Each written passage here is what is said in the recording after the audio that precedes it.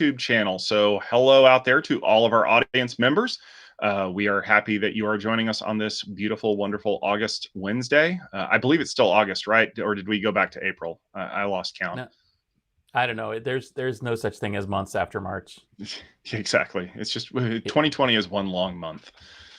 So, but we're happy that you're here joining us for our weekly show. You know me, Tom Hollingsworth. Hopefully, you know my my beautiful counterpart over here, Stephen. We've been doing this a while, but we're going to go ahead and get started here in just a minute. This is kind of the short little preview for people who enjoy watching the show. But we are going to go ahead and kick off our show right now. So, hello, happy National Soft Ice Cream Day.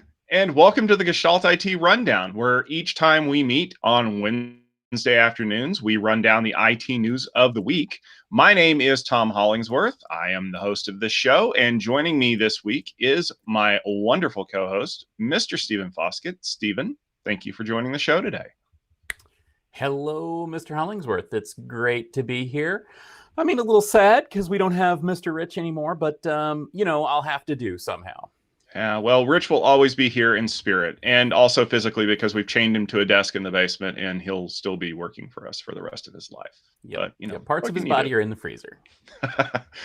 We'll leave it up to you to decide which ones. All right. Well, we are going to go ahead and get started and kick off our first item of the week with News or Nah. This is the segment where we look at all the news that's been going on and we decide if this is even worth talking about or if we're just going to give it a pass. So we'll get to our first item here today. The Mozilla Foundation, which produces the popular Firefox browser, announced last week that it is cutting 250 of its 1,000 staff members. The reported reason was significantly reduced revenue. A reported deal with Google that bundles their search engine as the default in Firefox, which has been producing the majority of the revenue for the Mozilla Foundation for the past few years, has not been renewed.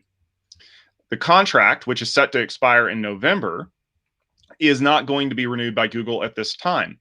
Mozilla's 2018 revenue was $435 million. That's not easy to replace.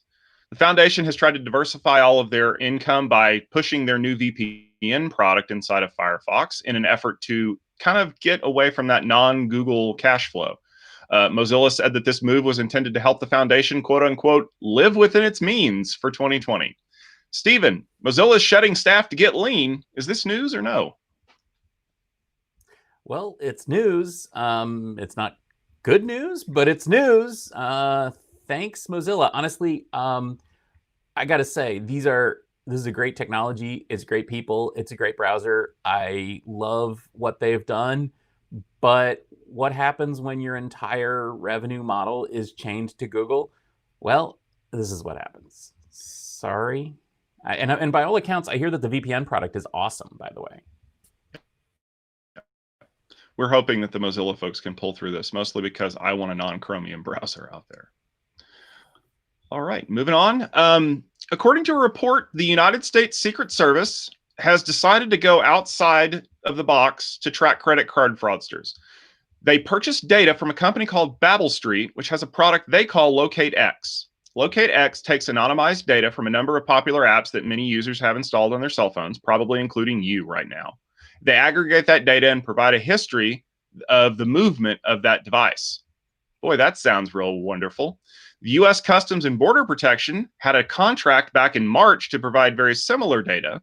And this disclosure came in a Freedom of Information Act from the U.S. Secret Service. Stephen, the Secret Service is tracking suspected criminals, but they don't have a warrant. Does this qualify as news? This is one of those things where annoying people on the internet always say, well, duh, of course they do that. Don't you know that the government is tracking us at all times? And people who are thoughtful on the internet be like, well, we kind of think that, but we kind of don't want to believe it. And now we find out that it's true. And that kind of sucks. By the way, if you're one of those, well, actually, people, just stick it. Yeah, this is news and this is terrifying. Yeah, I don't like non-judicial attempts to track me by any department of the government, let alone the people who are authorized to hurt me. All right. Something a little happier, I guess. The shambling zombie that is Microsoft's Internet Explorer may finally be getting close to the end of, well, whatever life it has left. This week, Microsoft announced that it is going to drop support for Teams in IE 11 starting on November 30th. In addition, the Office 365 suite and all 365 based apps will no longer work on IE as of August 17th, 2021. So that's 363 days from now. Microsoft has tried to move users to their Edge browser, which is based on Chromium, since 2015. But they left Internet Explorer installed by default in Windows 10. And, well, let's be fair, if it's there, people are going to use it. IE slowly being put out to pasture. Again, news or not, Stephen? Well, it's news, but it's news from 2 years from now. No, honestly, it's hilarious. Everybody likes to criticize Apple, like, hey, they took off the ADB ports and put only USB, or they got rid of floppy drives, or they got rid of USB-A and now it's all USB-C, and Apple sucks. Well, you know what? It pushes things forward, and then now we're learning what happens when you don't push things forward, when you don't sunset things, when you sunset things like 3 years from now or whatever it is. Yes, get rid of it. Goodbye, IE. Nice knowing you. Upgrade. Yeah, I have a feeling that when we finally manage to get it put out to pasture, the world will be a better place. All right. Oh, Canada.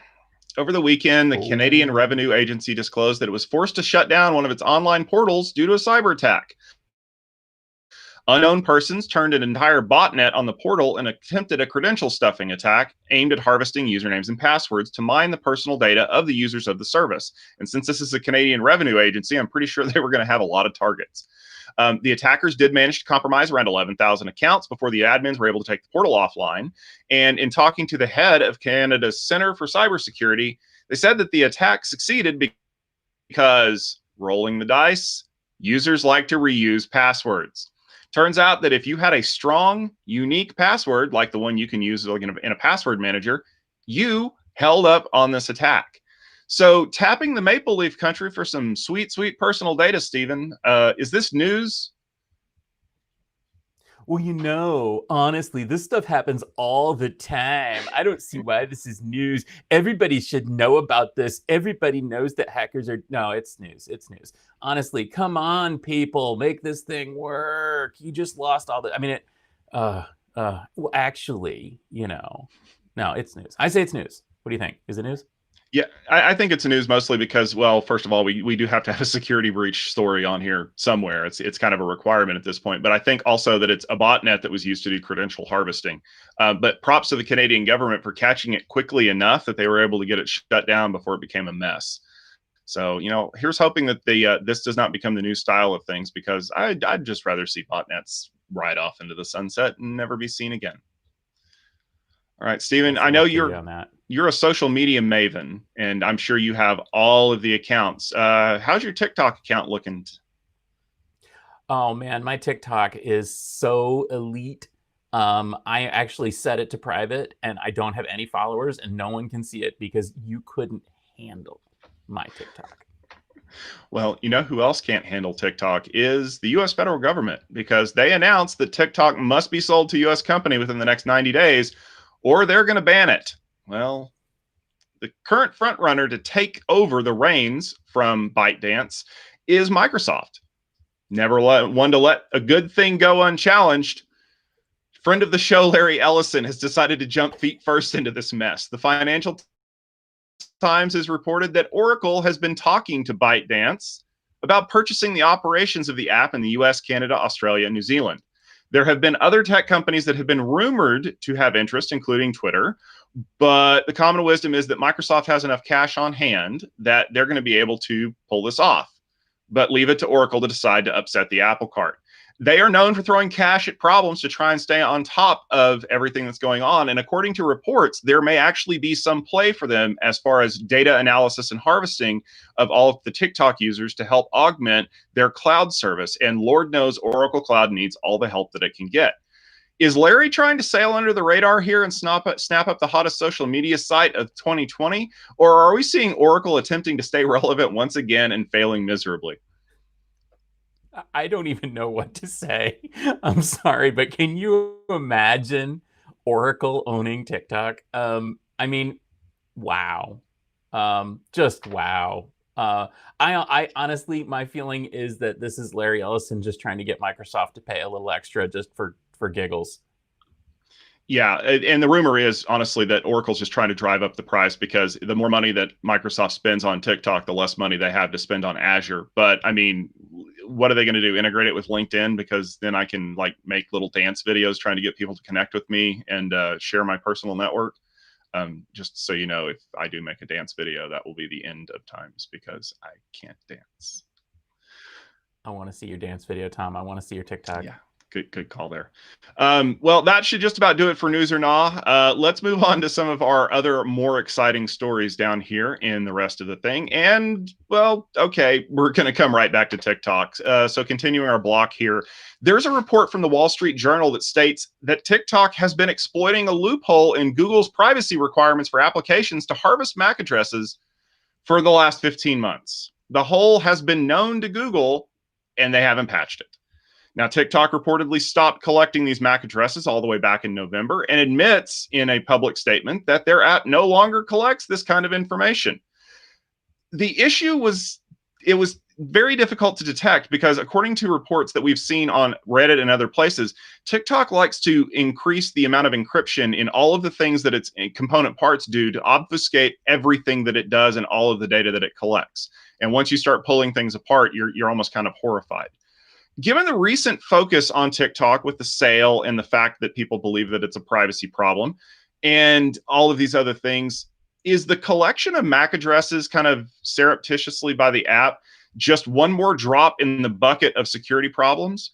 Or is this going to be a harbinger of something much more sinister? Because according to TikTok, they collect much less data than Facebook and other very popular applications. Well, you know, Tom, every app collects all sorts of data all the time. And if you're not understanding this, then you just really don't know how things work. Actually, this is no big deal at all. No, I think this is a big deal. This is and it's just another example of it reminds me in a way of the Apple like copying the clipboard thing. You know, it could be just bad programming or it could be nefarious. I think the only thing that's going to save us is honestly something else that Apple's doing with the MAC address randomization that's built into the new versions of iOS and Mac OS. I think things like that could actually really make a difference. Unfortunately, they would also kill a lot of location awareness features in wireless APs that are actually kind of useful or kind of creepy, depending on your perspective. But yeah, wow. You know, let's just pile on TikTok. Did you know that it also causes seizures? I'm just going to say that. You know what? At this point, I would believe it. I also read a report that in the latest beta of Apple's iOS that they have removed the MAC address randomization feature because of pushback that they've gotten from people in the community. Now, that doesn't mean it's not going to go away forever. It'll probably come back at some point in the future or maybe in a later release. But this is a huge problem for privacy advocates because as soon as you have a MAC address, you can tie that phone to any advertiser ID, no matter what you can do. You can reset the ID 100 times. And as long as I know where your physical device is, you know, that's a huge deal. Adding on the fact that TikTok has been known to create super cookies and GPS tracking things to find you wherever you are. And I'm sure that if the US federal government really wanted to bring the hammer down on them, it wouldn't take much to make that happen. Hammer down. Yeah. All right, let's get inside the computer. Let's talk about some chips. So during the Hot Chips conference last week, Intel announced Tofino2, which is the newest update to their processor that was acquired when they purchased Barefoot Networks a couple years ago. The latest offering is a smoking 12.9 terabits per second capable chip, fully programmable using the P4 programming language developed in part by Barefoot and offered to the community. It is also built on a 7 nanometer process, which surprises me considering all the trouble that Intel's had with 7 nanometer as of late. As in the past, the focus on Tofino is for high-speed switching with the ability to be fully programmable to meet the needs of workloads in the data center as they change. Now, of course, because it's a chip, first thing that everybody wants to talk about is AI, but the flexibility of the platform really could lend itself to a variety of other applications. Does this latest release mean that Intel is going to start diving back into the programmable switch market with help from Barefoot Networks? Or are they really looking to do something different, like maybe unseating Broadcom in the merchant silicon space and basically being a dealer to everybody else out there? Yeah, I'm really excited by this. I know that you and I, Tom, at Tech Field Day, we were at the initial launch of Broadcom or of Barefoot. I will speak for myself in saying that that is a phenomenal team of people. Go back and look at the Tech Field Day presentations from Barefoot Networks before Intel acquired them, and you'll just have one of those whoa moments. And now that Intel has acquired them, I mean, the team has stayed strong. The team has found a good position within Intel. This is powerful right here because really what it is Intel establishing, I guess, like an x86 for the data center on the I/O side of things. I mean, P4 is incredible. The Tofino platform is incredible. This is an incredible advancement. I'm just overall just super thrilled to see this, and absolutely, this is Intel's play to kind of own data center communications, and I think they could. Yeah. This is just a huge move forward.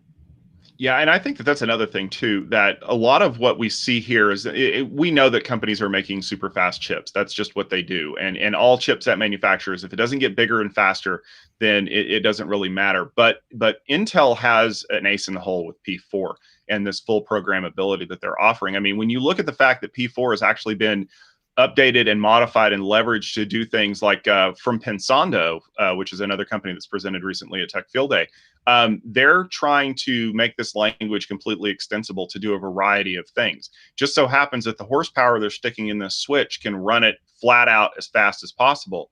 And I think that that's going to be a huge thing for people in the market. Now, a question that just came in from George Shea is, do you feel like that the delays in the 7 nanometer process that Intel's having could affect the output of Tofino? Yeah, I will eat my hat if this is Intel's 7 nanometer process. I am sure that this is TSMC manufacturing this for Intel because Intel doesn't have that technology. They just don't.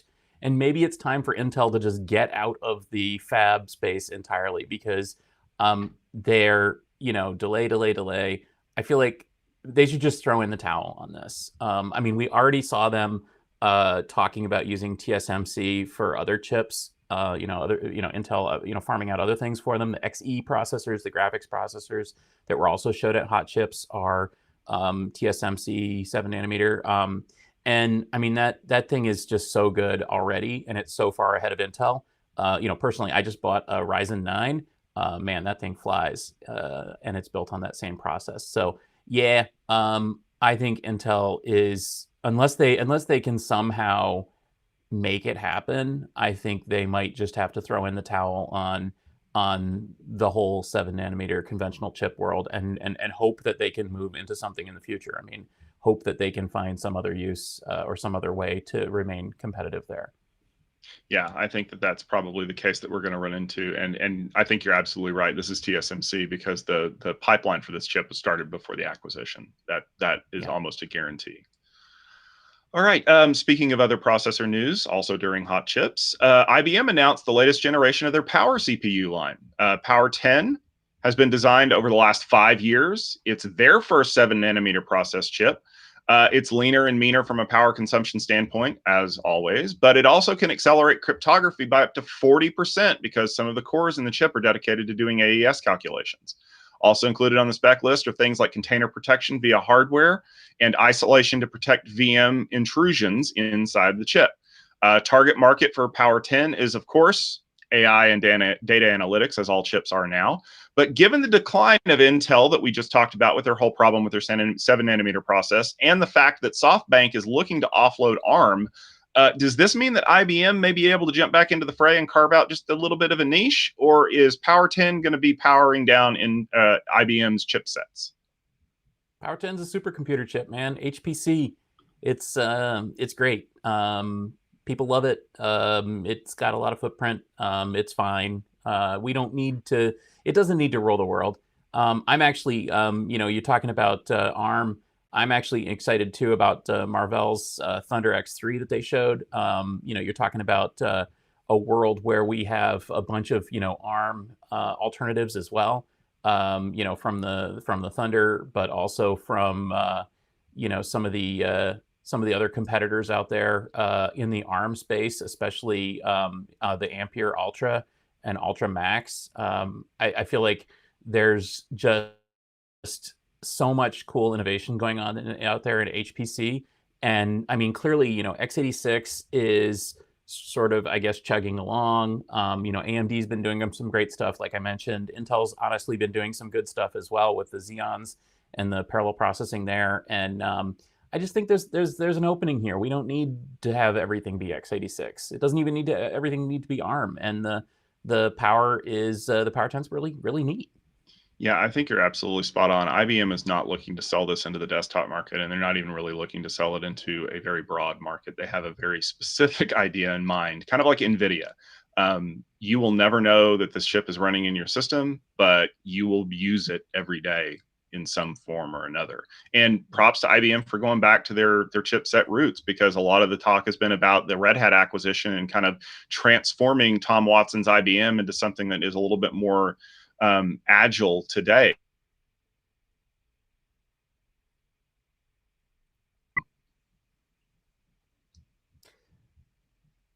Sorry, we had a little video hiccup there on my side, maybe.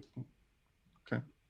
Moving on to our next story. Pure Storage announced last week that they're teaming up with Cohesity with a new joint offering called Flash Recover.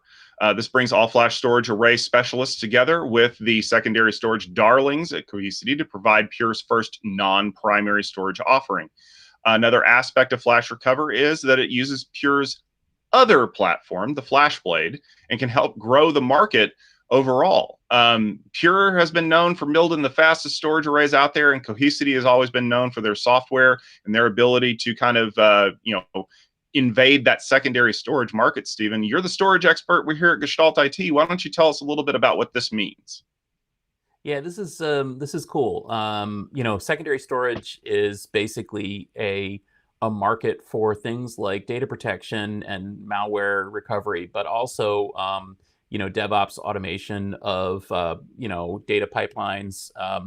And the problem, though, is that traditionally storage systems have tried to introduce more like up the stack features, but they haven't really been able to because they're storage systems. And it's actually really hard to do this. It's kind of like, it's analogous to Intel, kind of trying to reach up the stack from the CPU or from the NPU or whatever. Because it's, it takes a lot of expertise and a lot of time and a lot of energy to build the bottom layer. It's hard to actually add the other layers as well. By teaming up with Cohesity, just like they teamed up with, Cisco, for example, with their stack, I think Pure is actually making the right move here. Instead of trying to compete with Cohesity and Rubrik and a lot of these other, secondary storage darlings, they get all their work for free, basically, by, kind of pulling it into a stack solution. And the Cohesity solution is really, really neat. Some of the things that it can do, for example, is it can automatically, anonymize data sets. So if you've got like a database with a bunch of like, customer account and PII and stuff like that in it, you can make a snap with this Flash Recover for development, and it'll automatically like mask all that data for you. Things like that are just super cool. And if Pure had come out of the gate and said like, oh, like we're going to enable like DevOps workflows or something, and they didn't have that technology, I'd be like, yeah, no, you're not. Like that's like 5 years of effort that you need to make now. But by teaming up with somebody, it makes a lot of sense. It means that Pure gets to stick with what they do well, which is storage, and they also get to have a new market. And then that's the other angle here. The FlashBlade is sort of the well, I likened it in this article kind of like the pickup truck. So if their primary storage is sort of like the family sedan, a pickup truck is still useful and has a lot of market for it, but it's not for everybody. And that's kind of the situation with FlashBlade. This gives them a way to sell FlashBlade into more customers that maybe don't even know that they need it, or maybe don't even need it because it pairs it with something they do need and gives them an additional market. So I think this is just a good move all the way around. Yeah, I would agree there that this is finding a good way to market new vehicles to people, pickup truck or otherwise, and it gives them a lot of opportunity. Plus, given the state of everything that's been going on, if you don't have a backup disaster recovery secondary storage plan in mind, now would be a good time to allocate some of that office budget to buying one. So if you want to Yeah, learn we more live in about this isn't just the pandemic of COVID, it's also the pandemic of malware. I don't know if you've noticed that, but oh my gosh, there are so many malware attacks out there right now. yeah. If you want to read a little bit more about this story, head over to gestaltit.com and see Stephen's thoughts on it, and leave a comment if you have an opinion on that. We're going to go ahead and drop down to our last story for the day.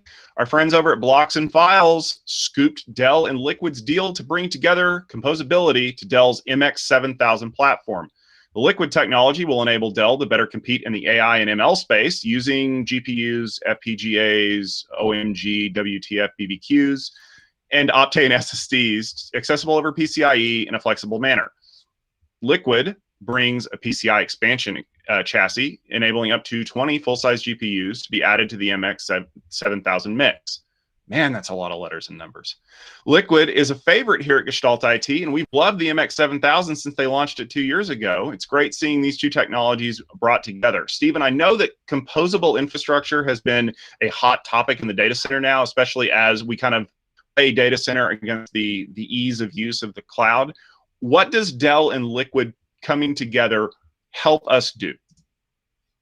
Well, I think it's interesting because these were ostensibly competitors. And when Dell launched the MX7000 platform, I think a lot of people would have put Liquid as one of Dell's competitors in that space. But by bringing Liquid in, I think that it shows that Dell recognizes, kind of like Pure and Cohesity in a way, Dell recognizes that they need additional expertise here.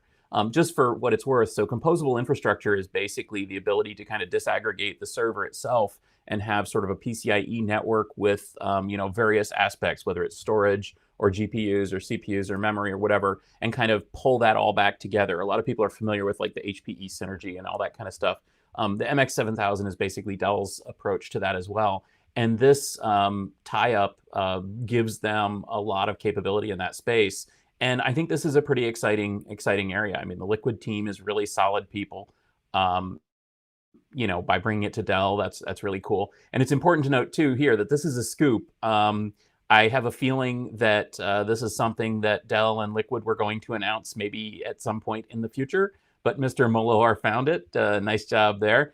In a official Dell solution document, and managed to kind of suss out the details of this thing. So typically we're not breaking news here, and we would never break an embargo, but go talk to Chris Moloar. He found it, and he put it on Blocks and Files. So it's pretty neat to think that they're going to do this. My big question is this a prelude to an acquisition of Liquid by Dell? And I don't know that that's the case. I certainly don't suspect that that's the case necessarily, but it could be. And if Dell is ready to admit that they need help on composable infrastructure and they're ready to tie up with a third party like Liquid, well, maybe it is. And let me tell you, that's a great team of people. They've got great technology, and Dell would, they could do a lot worse than bring them into the fold.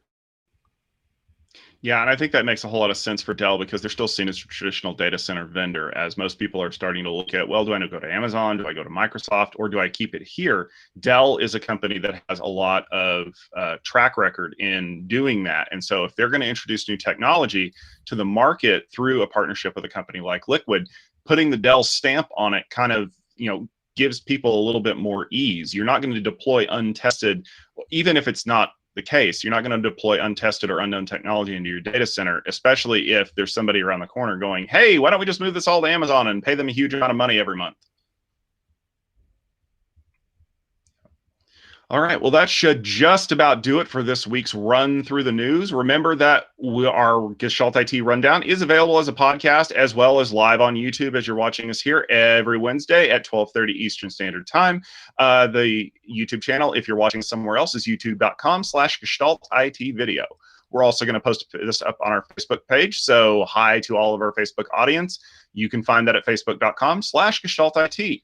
We will be back next Wednesday, same bat time, same bat channel, to talk about IT news of the week. Stephen, where can people find out more about what you're doing? I would recommend heading over to gestaltit.com. You can also find me on Twitter at @sfoskett. And I am also at gestaltit.com with some great reviews of some presentations that have been happening at Tech Field Day over the last couple of months. You can tune into my Twitter feed at Networking Nerd for a little bit of elastic snarkiness if you so choose.